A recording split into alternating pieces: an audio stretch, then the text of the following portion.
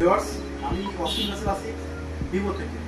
আজকে কোনো ভিভো ফোনের আনবক্সিং দেখাচ্ছি না, আমাদের ওয়াচ আনবক্সিং দেখাচ্ছি। এই বক্সের মধ্যে কি কি কোম্পানি দিয়েছে সেটা একটু দেখাচ্ছি।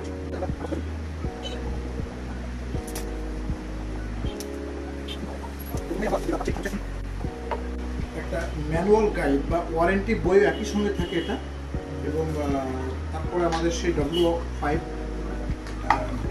ওয়াচটা খুবই সুন্দর, একটি ওয়্যারলেস চার্জার।